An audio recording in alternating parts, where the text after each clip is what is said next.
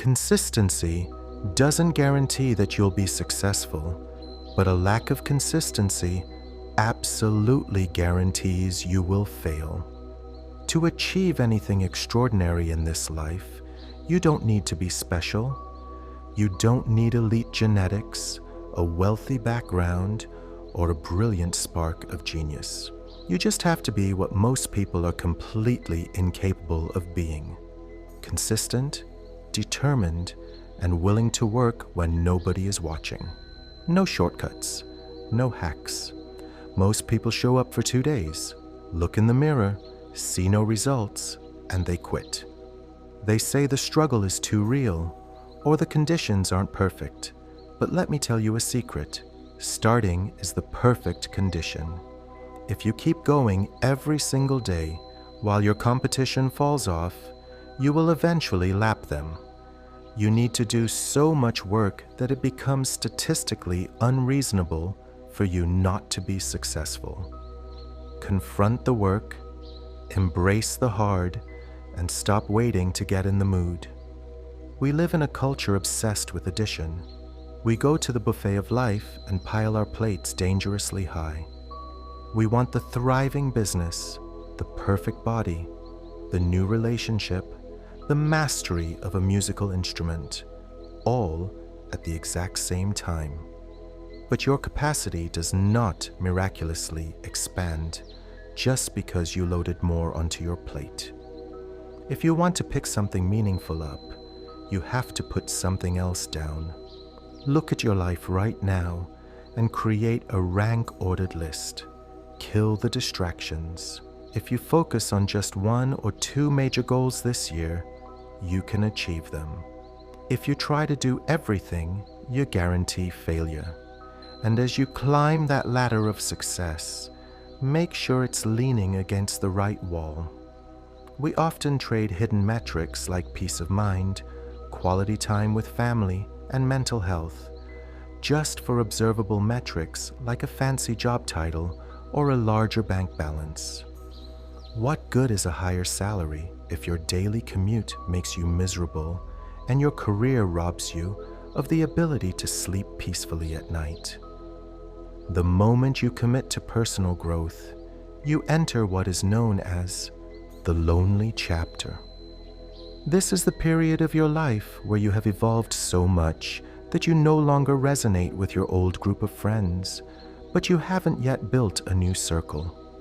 It is a deeply uncomfortable and jarring phase. Your friends want to play video games or go to the pub, but you want to go to the gym or build a business. Suddenly, you don't speak the same language anymore. The universe naturally pulls everything back toward the average, regression to the mean. Your environment will fight desperately to keep you typical. To stay atypical, to stay unique, requires a tremendous biological budget of energy. You will face self-doubt, uncertainty, and friction. But you must do it anyway.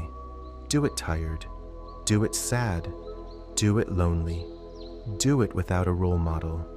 The lonely chapter isn't a bug in the system. It is a fundamental feature of becoming who you were destined to be.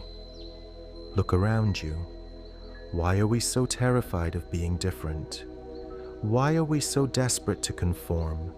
We listen to social media, our parents, our culture, and our peers telling us how to dress, how to think, and what to value.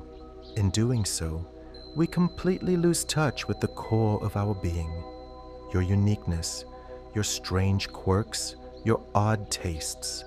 That is your actual source of power. Look at the people who changed history. Look at Albert Einstein, Leonardo da Vinci, or Robert Greene. They didn't fit into a neat little box. They leaned into their strangeness.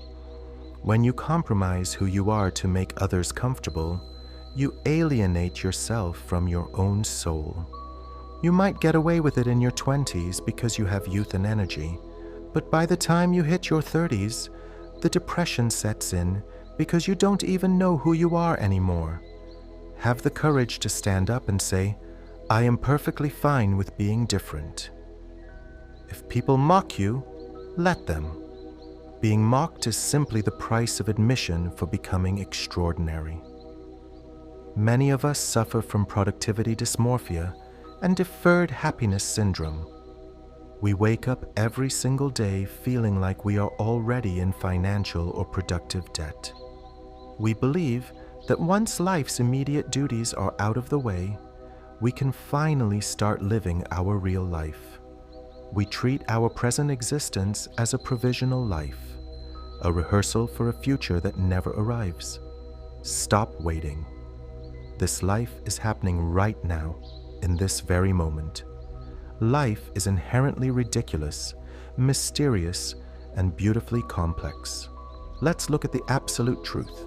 In 3 generations, nobody will even remember your name. The odds of you being alive on this planet right now are astronomically low.